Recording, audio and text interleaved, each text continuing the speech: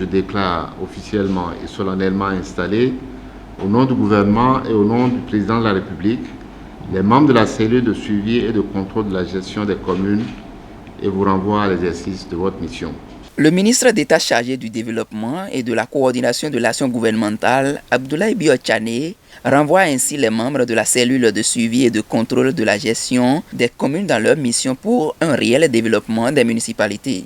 Le choix de créer la cellule s'inscrit dans la tradition instaurée par notre gouvernement, qui attache un prix important à la planification, mais aussi et surtout au suivi, au contrôle et à l'évaluation de nos politiques et de nos mesures. La quête du développement nous impose cette rigueur dans l'action. Nous l'avons fait en ce qui concerne les actions au niveau central et nous en connaissons tous les résultats aujourd'hui. Les populations et les partenaires témoignent chaque jour des effets positifs produits par notre gouvernance. Notre démarche vise donc à rééditer cette démarche au niveau décentralisé avec l'espérance des mêmes succès. En effet, au terme d'un processus qui intègre, entre autres, le bilan de nos 2 décennies d'expérience de décentralisation, avec l'identification des goulots d'étranglement et des limites de notre gouvernance locale, les mesures suivantes ont été prises. Premièrement, l'élaboration de la loi 2021-14 du 21 octobre 2021 portant code de l'administration territoriale en République du Bénin, qui vient corriger les limites identifiées. Deuxièmement, la production de certains décrets qui permettent d'opérationnaliser la réforme. Troisièmement, la sélection sur une base transparente et inclusive des secrétaires exécutifs et des autres fonctions administratives et techniques des mairies.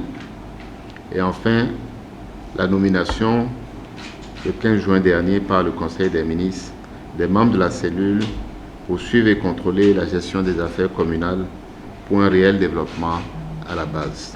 La mise en place de cet organe favorisera la promotion de la bonne gouvernance, au dire de Luc Atropo, président de l'Association nationale des communes du Bénin.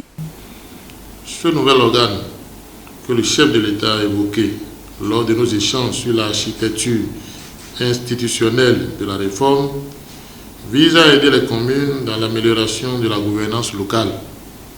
En effet, les audits et inspections effectués au niveau de nos communes ont souvent révélé que beaucoup reste à faire. La mise en place de la présente cellule s'inscrit dans ce cadre et favorisera davantage la promotion de la bonne gouvernance au niveau des communes. Monsieur le ministre d'État, Monsieur le ministre de la Décentralisation, permettez-moi, au nom de l'ensemble des communes du Bénin, de féliciter les membres permanents de la cellule pour leur nomination. Ils sont retenus pour leurs compétences.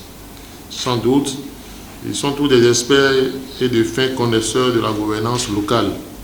Le président de la Commission nationale de mise en œuvre de la réforme structurelle du secteur de la décentralisation énumère quelques-unes des missions de la cellule avant leur présentation au ministre d'État. La cellule de suivi et de contrôle de la gestion des communes a pour mission d'œuvrer à la mise en place des outils indispensables à l'opérationnalisation de la réforme et d'assurer le suivi et le contrôle de la gestion des communes. Au titre de la mise en œuvre des outils indispensables à l'opérationnalisation de la réforme, la cellule est chargée de mettre en œuvre les actions arrêtées par le comité stratégique de supervision, d'identifier les goulots d'étranglement ou toutes difficultés dans la mise en œuvre de la réforme, de proposer des mesures correctives et les mettre en application après validation, d'accomplir toutes autres tâches entrant dans le cadre de la mise en œuvre de la réforme, en particulier l'état des lieux des ressources humaines et de l'organisation des communes, l'élaboration du manuel de procédure de gestion et les diverses règles de fonctionnement, la mise en place du système d'information et de reporting, la formation du personnel des communes aux nouvelles règles de fonctionnement, la mise en place du fonds d'investissement communal, l'élaboration des décrets d'application de la loi portant code de l'administration territoriale. Un nouvel air va souffler dans les tout prochains jours au sein des municipalités en République du Bénin pour un développement harmonieux sous la rupture.